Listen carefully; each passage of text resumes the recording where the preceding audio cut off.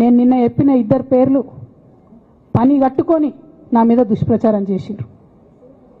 నేనేమైనా తప్పు మాట్లాడినా? బీఆర్ఎస్ పార్టీ వ్యతిరేకమా సామాజిక తెలంగాణ నినాదానికి? బీఆర్ఎస్ పార్టీకి సామాజిక తెలంగాణ అవసరం లేదా? భౌగోళిక తెలంగాణ వస్తే సరిపోతుందా? బంగారు తెలంగాణ కావాలని కేసీఆర్ గారు ఇచ్చిన నినాదమే కదా. బంగారు తెలంగాణ అంటే ఏంది? హరీష్ రావు ఇంట్లో బంగారం ఉంటే, సంతోష్ రావు ఇంట్లో బంగారం ఉంటే బంగారు తెలంగాణ అవుతుందా? కాదు కదా. ప్రతి ఒక్క సమాజం బాగుంటేనే బంగారు తెలంగాణ అవుతుంది. నేను అదే కదా మాట్లాడినా. దానికి ఇష్టం వచ్చినట్టు నా మీద స్టోరీ లేపిస్తే నేను భవన్లో పోయి కూర్చొని బాజాప్తా, ఎక్కడో కాదు, బయట ప్రెస్ మీట్ పెట్టలేదు, ఏ ప్రెస్ క్లబ్లో పెట్టలేదు, డైరెక్ట్గా తెలంగాణ భవన్ నా ఆఫీస్ అండి, నా పార్టీ భవన్లో పోయి కూర్చొని నేనేం చెప్పినా? నా మీద కుట్రలు జరుగుతున్నది, నా మీద విషప్రచారం జరుగుతున్నది అని చెప్పిన.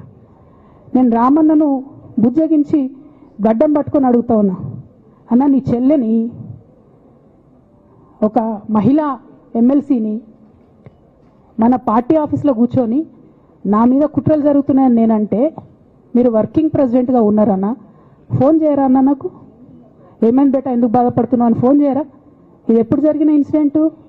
లేక లీక్ కాకముందు, నేను నా కొడుకు గ్రాడ్యుయేషన్కి అమెరికా పోకముందు, అంతకుముందే. మరి మీరు వర్కింగ్ ప్రెసిడెంట్ కదన్నా, నేను పార్టీ ఎమ్మెల్సీని కదా. చెల్లెలు అన్న బంధుత్వాలు పక్కన పెడదాం ఒక్క నిమిషం. ప్రొఫెషనల్ సెటప్లో ఒక పొలిటికల్ పార్టీలో ఒక మహిళా ఎమ్మెల్సీ భవన్లో కూర్చొని నా మీద కుట్రలు జరుగుతున్నాయంటే మీరు మాట్లాడినరా అన్న?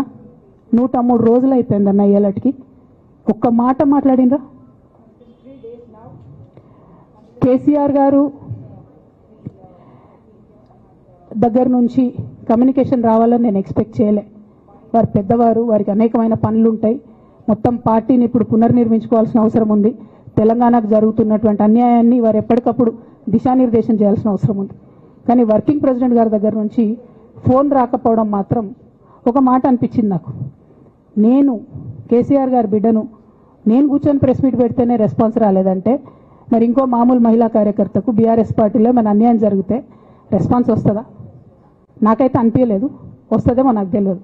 కానీ నేను ఒక మాటకు నాకు సంతోషం అనిపించింది. నాకు నోటీస్ రాగానే అక్కడ మహిళా ఎమ్మెల్సీలు కూర్చొని, మహిళలందరినీ కూర్చొని, ఫస్ట్ టైం అనుకుంటా భవన్లో 5 మహిళలు కూర్చొని ఇండిపెండెంట్గా ప్రెస్ మీట్ మాట్లాడింది. చాలా సంతోషం. ఇటువంటి అంతర్గత ప్రజాస్వామ్యం రావాలనే నేను కోరుకున్నా. మహిళలకు, ఎస్సీలకు, ఎస్టీలకు, బహుజనులకు కోటరీల అడ్డంకులు లేకుండా యాక్సెస్ రావాలి. అది మైక్కి యాక్సెస్ రావాలి, బాస్కి యాక్సెస్ రావాలనే నేను అనుకున్నా. అది జరిగింది, చాలా సంతోషం. నన్ను సస్పెండ్ చేసినాక అయినా పర్లేదు, కానీ జరిగింది. నిన్న మహిళలందరూ కూర్చొని మాట్లాడి నేనేమంటున్నా అంటే, కేసీఆర్ గారు, కేటీఆర్ గారు, నేను, మా కుటుంబం, మాది రక్త సంబంధం. పదవులు పోతేనో, పార్టీలకు వెళ్ళి సస్పెండ్ చేస్తేనో పోయేటటువంటి బంధం కాదు. కానీ ఎవరైతే వెస్టెడ్ ఇంట్రెస్ట్ ఉన్న పార్టీలు ఉంటారో, పార్టీలో ఉండి కేవలం డబ్బు సంపాదించుకోవాలనేటటువంటి ఒక ఆలోచనతో, వ్యక్తిగత లబ్ధి పొందాలనేటటువంటి ఆలోచనతో ఉన్నటువంటి వ్యక్తులు, వాళ్ళకి కావాల్సింది ఏంది? మేము ముగ్గురం కలిసి ఉండొద్దు, మా కుటుంబం బాగుండొద్దు, మా కుటుంబం విచ్ఛిన్నమైతేనే వాళ్ళకి అధికారం వస్తుంది.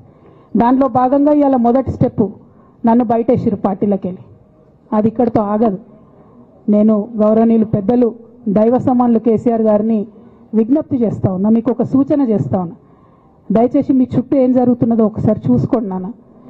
నన్ను ఇవాళ బయటకు పంపొచ్చు, నేను మీలాగా స్ట్రేట్ ఫార్వర్డ్ ఉంటా, నిజాలు మాట్లాడతా. నేను ఉద్యమం నేపథ్యం నుండి వచ్చిన కాబట్టి నాగ్గా, ఉన్నది లేనట్టుగా, లేనిది ఉన్నట్టుగా, మోసం చేయాలని చెప్పో ఇంకోటి చేయాలని చెప్పో మాట్లాడను.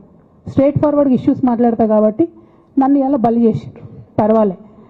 కానీ రేపటి నాడు ఇదే ప్రమాదం రామన్నకు కూడా పొంచుంది, రేపటి నాడు ఇదే ప్రమాదం మీకు కూడా పొంచుంది. అల్టిమేట్గా బీఆర్ఎస్ పార్టీని హస్తగతం చేసుకోవడానికి జరుగుతున్నటువంటి కుట్రలో భాగంగానే ఇవాళ నన్ను ఎలిమినేట్ చేయడం జరిగింది.